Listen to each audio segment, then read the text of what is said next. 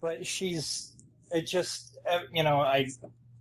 I come home, I cook dinner most of the time. I clean the house a lot. I mess up the house a lot too, I'll admit. But I mean, it just seems like a lot of the fighting is like things that she's concerned about that I don't think it's a big deal. So I end up getting more frustrated and end up getting overly angry about it because I feel like it's. Well, hang on, but Jesse, what you've described is laundry not folded at the right amount of time and a garbage bag in front of the stove, right? And these are your complaints. Those were, I guess, poor examples, but. Well, no, they're the ones that came to mind, and that doesn't mean that you're bound by them or anything, but those are, when you say, well, but she's bothered by little things and I'm not, and these are the two things that you brought up, it's a bit of a discordance from my side, right? You bring up a valid point, as you do. I see what you're saying. I guess I don't know how to respond to that. Okay. No, that's good. No, that's no problem. Is Shannon still there? Or is she? Yeah, she's right here. Okay, good. So I wasn't sure. Yeah, he keeps relocating rooms, so I'm following her around like a dog. And Shannon, what do neither of you are particularly complimentary? Is that right? On a whole, no. Right, and you also like obviously is your ratio the same sort of? So I'm not sure what we landed at. Was it 10 to 1 or? Yeah, I mean maybe not 10 to 1, but closer to 10 to 1 than 1 to 10. Okay. And are you the same way as well? Like you sort of frustrated and you get kind of nitpicky and so on?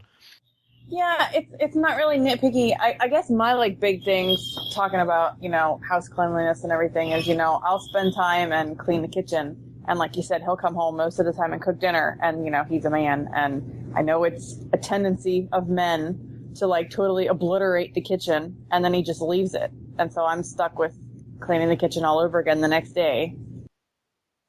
Yeah, no, male cooking styles are generally you put a stick of dynamite in a grocery bag and call it dinner, right? So stuff on the ceiling is like you don't even know how it gets there, but it's there. And I got it, yeah. Hanging vines of salad from the lampshades and so on, right? Okay. Okay, and do you have any agreement on how this stuff should go? I mean, we talk about it and we agree all the time, but then, reality happens and it doesn't. No. That's the third non-excuse you guys have had, right? Right. We've had stress, we've had childhoods, and now we have something called reality, right? Well, no, I mean, like, we talk about it, and when we talk about it, we have, like, rainbows and sunshine, and then when it actually happens. But what does that mean? So let's take the issue of cooking, right? Mm-hmm. So with the issue of cooking, what is the abstract agreement that has been reached? Well, I mean, generally, he cooks. Because, I'm home with the kids. No, I got that. But as far as cleaning up after himself with the cooking. There isn't one. I've repeatedly asked, you come, if you're good. Okay, so hang on. You at least go as. See, now we have probably the source of a lot of conflict, which is you don't have an agreement over what happens with the tidying, right? Right. So, I mean, for us, generally, it's whoever cooks doesn't tidy after, doesn't clean after, right? Right. Now, I mean, people do it different ways, right? And there's lots of different ways to do it and all that. But you need to have rules, and that doesn't mean that they're inflexible or dictatorial or anything, but you need to have an agreement that you can refer to. Otherwise, you have to muscle in the moment, which is pretty much always turns out badly, right? Yes. Okay, so if you don't have to stick to it, but if you were to formulate a rule that you could both live with about the kitchen, could you come up with one that would be reasonable for both of you? Again, that doesn't mean sort of set in stone or anything. Right. I think so, and that's what I mean by, we'll talk about it and we'll set up. Okay, well, this is what we're going to do. And okay, so what's the rule about cleaning the kitchen? Well, I mean, we don't have a specific rule, but like for example, okay. Let's have a rule about cleaning the kitchen. What would it look like? Don't be so messy, and if you're messy, clean up as you go. No, don't be so messy is not a rule, right? Because how are you going to judge that objectively, right? Well, I know, but like, it's marinara kryptonite. I'm sorry, it leaks or whatever. Food inside the burner of the stove and just leave it there. So then the next day I go to cook and like almost set the house on fire because there's grease inside the burner that I don't know is there until I've already got it turned on. No. See, Shannon, you don't understand. That's latent man spice. Oh, that's there to add flavor to whatever you're cooking next. Jesse, am I on the right ballpark here? You're right on it.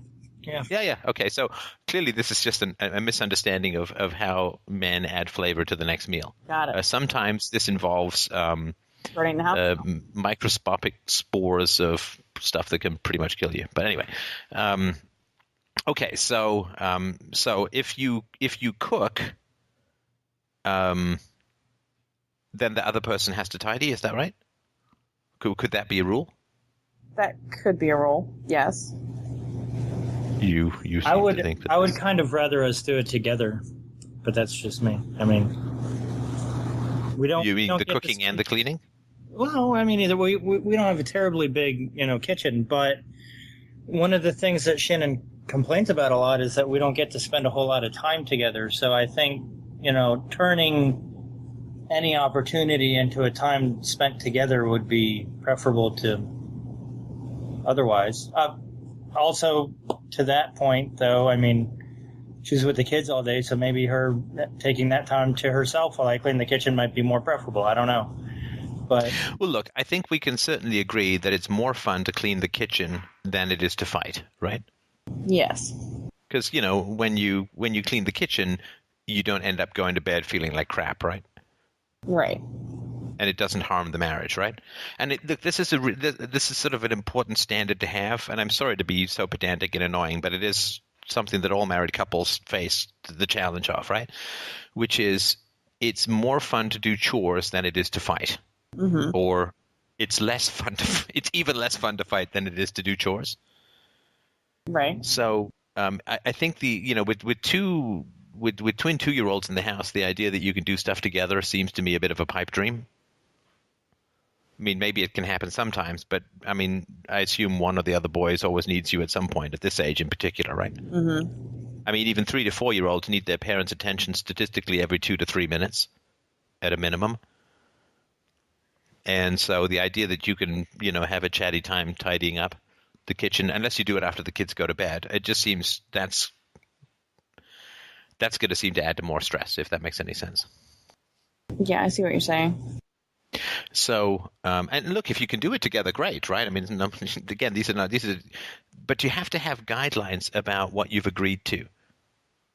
Otherwise, you end up having to fight the same battles over and over and over again, if that makes any sense. Like if there's no price on the menu at the restaurant, then you end up having to haggle every single time, right? Right. And so if you can have a way of figuring out who does what, then at least you have a place to start from, right? And again, it's all subject to renegotiation and re-examination. But if you have rules, then you have a place to start from, right? And now if you both agree to the rules, then you have to – I mean, that's just a grit your teeth and kind of do it thing, right? Mm-hmm. Now, obviously if it becomes like Jesse cooks and Shannon, you clean up, and there's like, I don't know, flaming hamster skin on the lampshade or something, then this is something that would have to be negotiated a little bit more. Yes. But I think having the rules is really really important, right? So a lot of families do the thing where like the guy does the stuff outside and the woman does more stuff inside. You always hear these things like where women do a lot more housework. It's like, well, yeah, that's if you don't count things like cleaning the gutters and mowing the lawn and like all the stuff that occurs outside the house, which generally, right? So whatever kind of rules go on, right? Like I mow the lawn kind of thing, whatever, right? So whatever rules are going on, you have to have that kind of stuff at least verbally agreed on.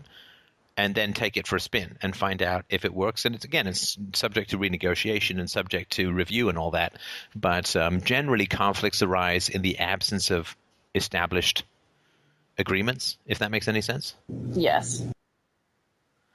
And can you think of an example in your marriage where there's agreed upon rules and significant conflict?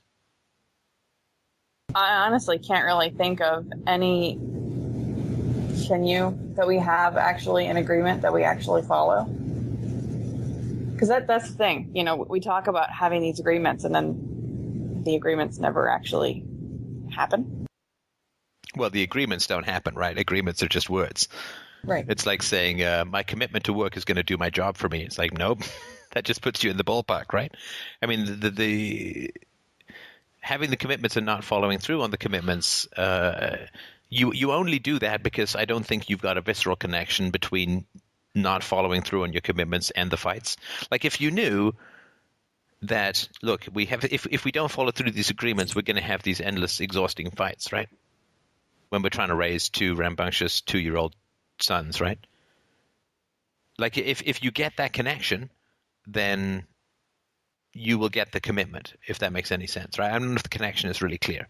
So if you knew, okay, the price of us not following this agreement is that we're going to go to bed, we're going to fight all night and go to bed angry, right? Then you'd have a greater incentive to follow that commitment, right? But it's the gap between breaking the commitment and then the fight. If the connection between the two is not clear, then the commitment will get thrown out because in a sense it's like no consequences, right? It's like trying to get someone to quit smoking when they think smoking is good for them and you can't really do it, right? Yeah, that makes sense. So if you get that the price of not following through on your agreements is conflict, doesn't that raise the desire to follow through? Yeah. Yep. She had to go take care of one of the kids that won't go to sleep. So. No, you see, now we remember I was talking about like, oh yeah, we can clean the kitchen up together, and I was like, oh yeah, we can have a Skype chat together. It's like, well, yeah, but right. Well, normally, unfortunately, I end up coming home between 5 and 6 when I come home on time. Mm-hmm. And then there's other nights like tonight where I got home just in time to sign on to the call.